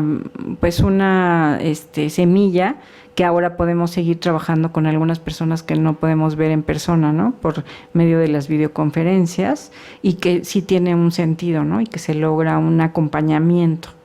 No sé. Sí, un par de láminas nada más. Respecto al equipo y la persona del terapeuta, definitivamente, bueno, un poco lo que les contaba, o sea, este trabajo, al principio decía Victoria, es la primera vez que tenemos a dos ponentes o presentadoras. La verdad es que nosotras no sabemos más que trabajar en equipo, porque un poco así es nuestra formación, y porque no tenemos más que ventajas y bondades del trabajo en equipo, es lo que sabemos hacer. Y estamos convencidas de que el equipo nos sostuvo, porque, como les contaba, las historias eran muy fuertes, entonces nosotros trabajamos a nivel teórico, a nivel logístico y a nivel de contención de nosotras mismas sobre las historias que íbamos viviendo. Todas situaciones, insisto, pues aunque todas tuviéramos experiencia en el campo de la violencia, esto era definitivamente de otro grado. Entonces, si pudimos, pues es eso, por el trabajo en equipo. Además de que, desde luego, y esto lo narramos en el libro al final como el significado que tuvo para cada una el trabajo en este proyecto. La verdad es que tenemos retroalimentaciones estupendas de las personas a las que atendimos y que algunas seguimos teniendo seguimiento, respecto a cómo vencieron el miedo, incluso de tomar terapia, de lo que les sirvió, de lo que fue la experiencia para ellas. Pero definitivamente a nosotros también esta experiencia nos cambió, definitivamente. Entonces, pues nosotras no estamos más que absolutamente agradecidas y privilegiadas de haber acompañado las vidas de estas personas que tienen unas luchas impresionantes, ¿no? En la sobrevivencia y continuar en la vida. Un par de conclusiones finales, digo, la primera. Sí. Esta que les quiero comentar, la vinculación entre la justicia y el trabajo terapéutico. El equipo decimos la familia Spector siempre porque es el abogado que vimos, su esposa que trabaja con él, que hace todo un trabajo de gestión, de trabajadora social, administrativo. O sea, realmente ella es una activista impresionante y su hija también. O sea, como que ellos hacen todo un equipo respecto a contemplar como todas las necesidades fueron sosteniendo, no estaban organizados para eso, pero así fue ocurriendo, para sostener a este grupo. Y tuvieron, sobre todo las mujeres de esa familia, la sensibilidad de decir, esta gente necesita terapia. El abogado después reconoció que ciertamente las personas que tomaron terapia se empoderaron de una manera para llevar sus juicios de una forma diferente a estar totalmente traumatizadas. Y eso es digamos, de la terapia hacia la justicia, pero la justicia hacia la terapia, hacia la reparación, hacia la resiliencia, la reconstrucción también es un trabajo fundamental, porque es solo cuando la gente hace conciencia, insisto, de que es un derecho vivir en libertad, vivir sin violencia, tener un asilo, eso y muchas veces moverse del proceso jurídico a procesos políticos o activistas, son como una forma más avanzada de la recuperación, ¿no? Es cuando terminan de más o menos elaborar el trauma y dan un brinco a que eso se convierta en un derecho y además a veces en el trabajo hacia otros. Entonces, bueno, particularmente encontramos este vínculo entre el trabajo terapéutico y legal, que pues hemos llevado a otras áreas. Ahora, para mí particularmente ahora acá en mi trabajo en el laboratorio, me parece que es fundamental esta mancuerna de un lado hacia otro.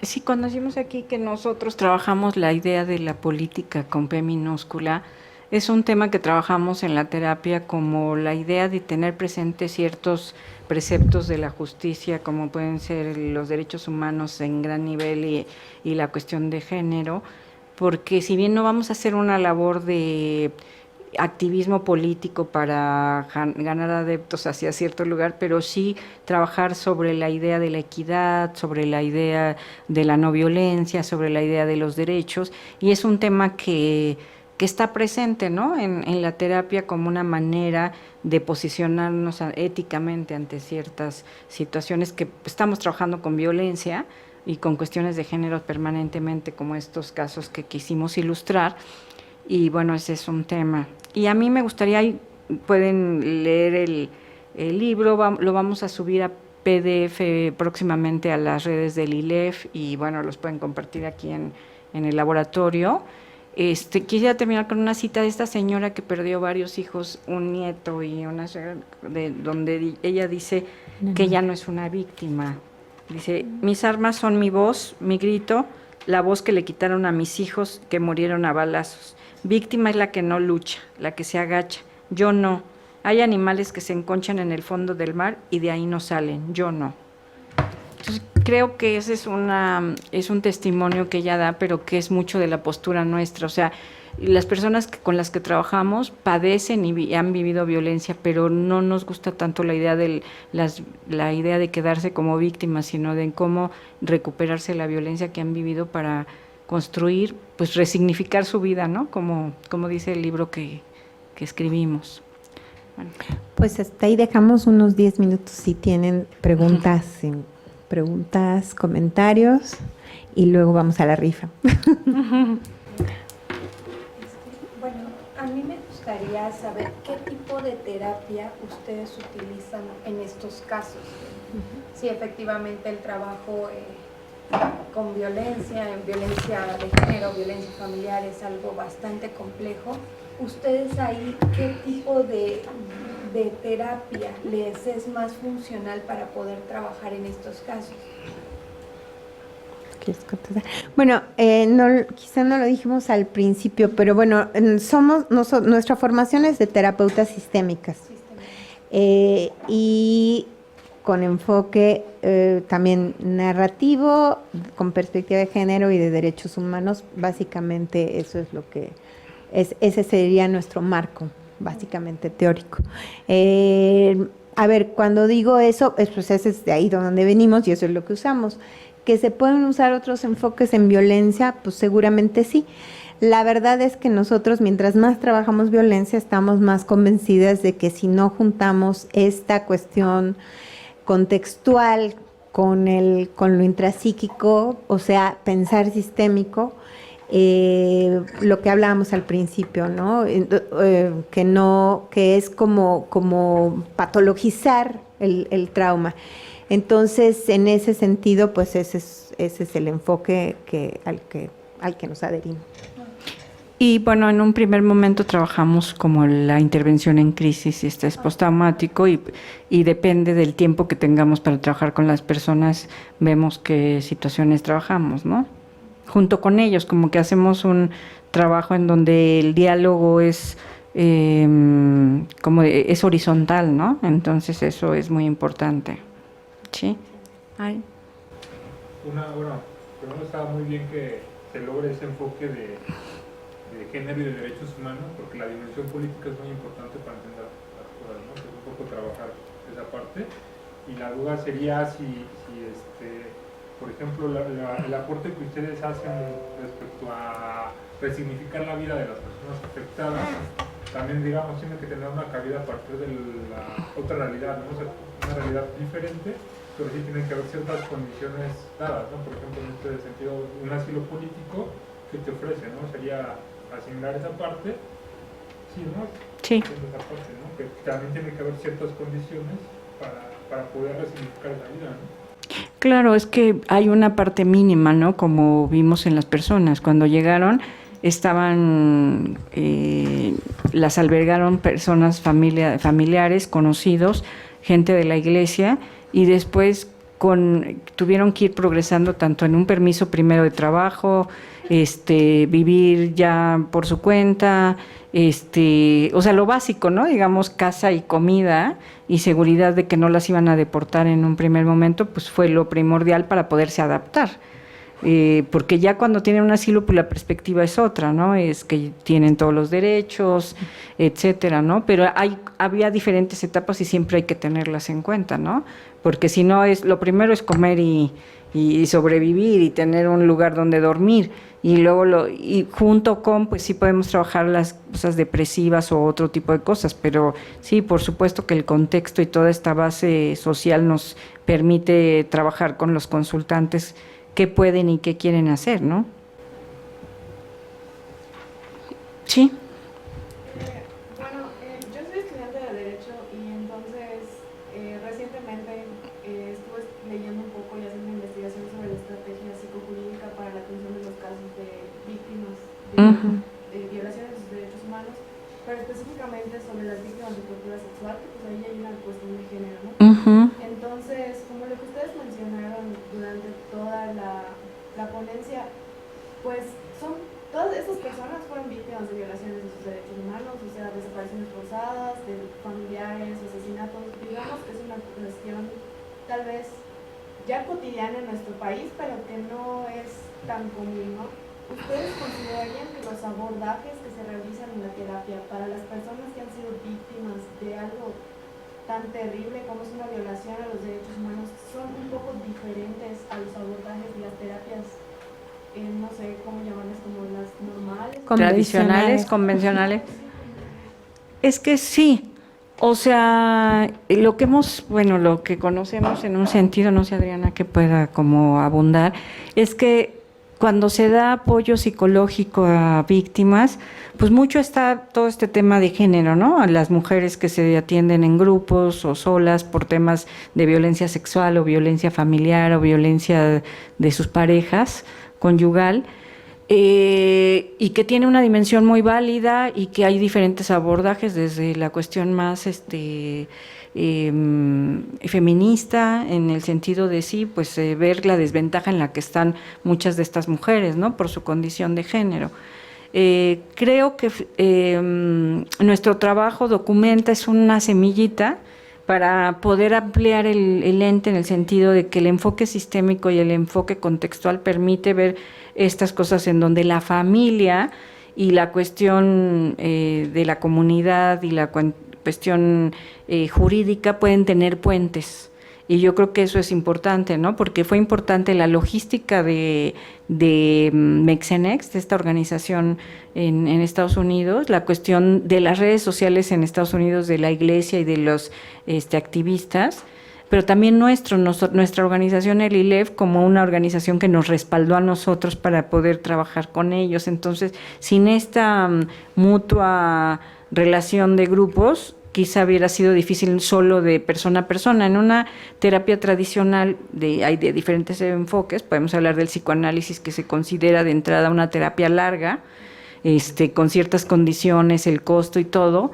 Pues no se parece a nada a lo que hacemos, porque en primera nosotros trabajamos primero con una intervención breve de intervención en crisis, y después aún la terapia sistémica se considera breve, aunque pueda durar 6 meses o 1 año o lo que dure, porque no se plantea los mismos objetivos que un psicoanálisis o otro tipo de terapia, ¿no? Sino se plantean otras cosas, ¿no?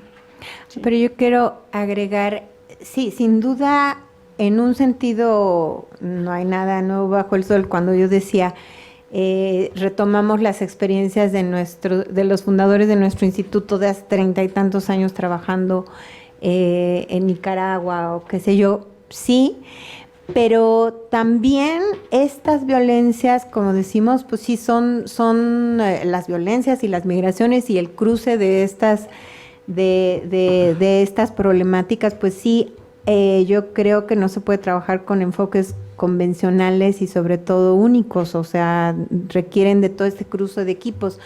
Pero quería yo comentar, por ejemplo, que si bien muchas cosas sirven, pues hay cosas que terminan haciendo daño. Porque yo quería comentar, por ejemplo, que en algún momento en Ciudad Juárez, y eso lo supimos también de buenas fuentes, pues por algún lado llegó ante toda la ola de feminicidios y desapariciones, una ola de la tanatología así brutal, que no dudamos que haya servido de mucho, pero el problema es un modelo como tan, primero, acontextual, o sea, justamente ese es el principal problema, yo diría, de la tanatología, que es acontextual. Todo mundo tiene que hacer un proceso con ciertos pasos, y si no has hecho el paso A, no puedes pasar al paso B, y ya a tal mes o que ya deberías haber tirado todo o guardado las cosas del muerto, no sé. Y lo sabemos de primera mano de gente que estuvo trabajando muy de cerca en Ciudad Juárez, cuando nos contaban que esos eran los únicos enfoques que predominaron y proliferaron, y que sin duda pues a mucha gente le ha de haber ayudado, pero pues en un enfoque crítico desde cierto punto decimos, pues sí, yo creo que algunas cosas sí fueron... No, y siguen haciendo daño. Recientemente hicimos un evento en el ILEF sobre las personas que han tenido situaciones de violación grave a sus derechos, como es la desaparición, familiares que tienen una familia desaparecida, y nos comentaba una de las ponentes que trabaja en el CONAPRED y que tuvo una experiencia donde perdió a su padre o lo tiene desaparecido, y que fue una terapia, y decía la terapeuta, es que tienen que decidir a ella y al hermano que si su papá está muerto o no está muerto. Entonces, bueno, Eso sí, es no comprender la parte de la pérdida ambigua, de que es una muy difícil elaboración del duelo cuando alguien está desaparecido. Es de las situaciones dilemáticas más fuertes en el sentido de no poder procesar un duelo. Y rígidamente o por decreto decir que ya está muerto y que entonces hay que hacer el duelo y si no, no lo sueltas y si sigues luchando es que no has elaborado el duelo, pues nos ponemos en estos dilemas sociales que la justicia no está peleada con la salud mental. Pensamos que si se puede elaborar ciertas cosas, se puede acceder a la justicia y que una rendición de cuentas de la justicia nos va a ayudar a tener una mejor elaboración de un duelo. O sea, entonces, sí hay enfoques que pueden dañar y sí tienen que ser, la cuestión de las víctimas es compleja y creo que se tienen que implementar muchas cosas pero sobre todo hay que tener cuidado y mucho respeto, ¿no? Sí. Si quieren, en lo que vamos pasando los papelitos, damos paso a otro comentario, duda, si lo hubiera. Yo tengo otra duda, perdónenme, pero me interesa bastante el tema que exponen. Hablamos sobre el acompañamiento emocional a estos migrantes desplazados por violencia. No sé si, bueno, quizá por los dos casos que mencionaron, si únicamente ustedes se enfocan a ese acompañamiento, vamos, como parte de familia, una vez que ya se dio esta migración forzada. ¿Y qué pasa? Bueno, no sé si también se enfocan a lo que está pasando con la persona, en este caso, por ejemplo, mencionaban a Alejandro, ¿no? ¿O qué miedos puede trascender ante todavía el evento que ocurrió, que hizo que migraran? Si ustedes se enfocan como tal, no sé, aquí igual en los dos ejemplos pude visualizar estos conflictos que se dan como familia posteriores a, pero ¿qué pasa con el evento violento como tal? Es que el evento violento se trabaja si lo quiere trabajar la persona. O sea, o sea, porque es una decisión, ¿no? O sea, es una decisión. Hay muchos de los consultantes que trabajamos que sí trabajaron sobre sus eventos violentos. Por ejemplo, pensando en la cuestión de género, había un hombre que lo golpearon y quedó lastimado, tuvo secuelas de diferente índole y que quedó con sus hijas adolescentes, secuestraron a la mujer y la mujer está desaparecida. Eso es una cosa que repercutió mucho en la familia de muchos niveles, desde que él se culpaba por no haberla protegido, las hijas lo culpaban porque como hombre no defendió a la mujer y bueno, pues sí se elaboró toda esa parte, ¿no? Entonces, en el caso de mi familia, bueno, de la familia que yo atendí, él no quiso trabajar eso, se le ofreció, se le puso acceso, él aceptó una sesión para hablar del hijo y él no quiso hablar del evento más que en la película. No, en la película vean y él relata un poco todo lo que vivió del secuestro y de toda la parte de lo social, ¿no? Lo político, pero él de su vida, impacto personal, no lo trabajó terapéuticamente, por lo menos no con nosotros. Sí. Entonces ahí ustedes continúan el trabajo con la parte familiar. Sí, es que ahí te cuento y ahora sí que te ofrecemos unos cursos muy buenos que hay para trabajar con migrantes, porque en realidad no hay paso 1 y paso 2. A ver, temáticamente primero es lo que la persona quiere trabajar. Entonces temáticamente, aunque uno más que tener una agenda, sabes que vamos a pasar por una serie de lugares, pero no tenemos que pasar ni en el orden ni en la forma, es como un tema. Sí, exacto. No, entonces puedes empezar por el presente, pero puede tener, entonces temáticamente no hay una agenda, pero ya al sistematizar, por eso pudimos, ¿no?, sistematizar, porque hay ciertas cosas que se repiten respecto a las temáticas que fuimos trabajando. Entonces, mira, tu pregunta, te digo una cosa, no es nosotros que somos terapeutas sistémicas, tenemos como el lente puesto permanentemente en el sistema familiar o contextual. Entonces eso hace que por eso digo, cuando vemos a una persona no la estamos viendo solo a ella, estamos diciendo qué pasa con el marido, qué pasa con los hijos, y pues aquí tuvimos que hacer una serie de como de, pues sí, adaptaciones, preguntarle si tu esposo quiere tener alguna sesión, si podemos ver a los hijos, sí, o sea, todas las combinaciones posibles. Entonces, lo familiar, digamos que es en un nivel, lo temático está en otro nivel, y al final, los eventos traumáticos pueden o no podemos bordar alrededor de ellos y aún así irlos elaborando, ¿no? Muchas gracias por su asistencia y por su interés. Sí. Pues voy a hacer la entrega. Ok. Sus constancias. Y bueno, y aprovecho así rápidamente para recordar que, como comentaba Adriana. Adriana. Sí, la maestra Adriana. Es que iba a decir la coordinadora académica. En el laboratorio tenemos precisamente una clínica psicológica y una clínica jurídica. Que, bueno, si ustedes gustan, pueden acercarse más como a nuestras actividades, en redes sociales, hay teléfono y email, ¿no? Hacemos este seminario de forma mensual y, bueno, y hay actividades permanentes, sí. Vienen el segundo foro sobre diversidad funcional, concurso de baños.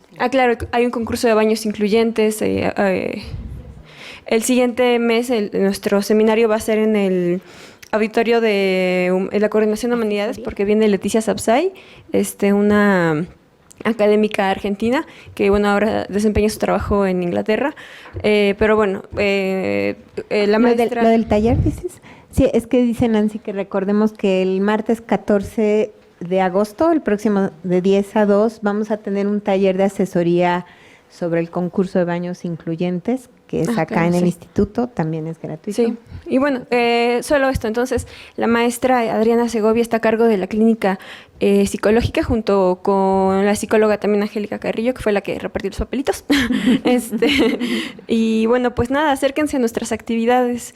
Y bueno, ahora sí ya haré la entrega formal de la constancia a Maribel Nájera. Muchísimas gracias. Sí. Bueno, hay un pequeño presente de laboratorio. Gracias. Y a nuestra querida coordinadora. Gracias.